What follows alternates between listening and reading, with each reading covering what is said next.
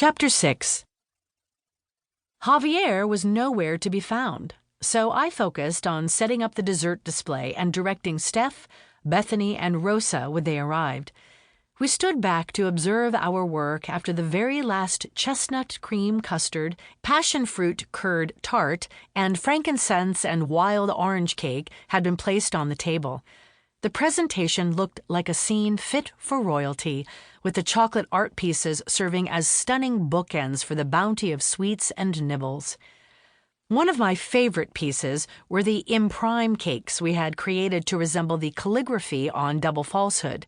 To make the cakes, Steph had used our dark chocolate cake batter to pipe some of Shakespeare's most famous quotes, like "All the world's a stage" and "If music be the food of love, play on a sheet pan.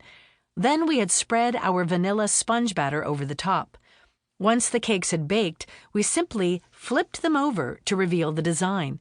It's a relatively simple technique, yet it looked like we had spent hours on crafting the dainty, edible quotes. Floral bouquets from A Rose by Any Other Name finished the whimsical feast.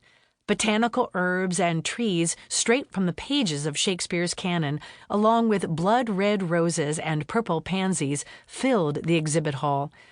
Amber tapered candles in iron candelabras cast a sparkly sheen on marzipans dusted in jewel-colored sugars.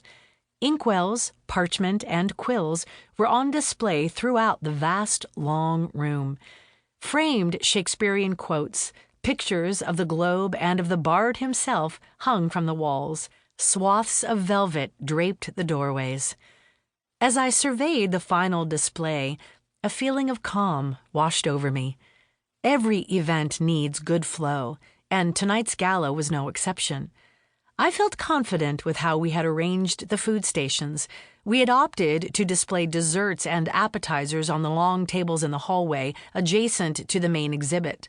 Volunteers would circulate through the foyer and small exhibit rooms with wine and appetizers. The main course, our stews and hand pies, would be served in the large gallery on the far side of the museum.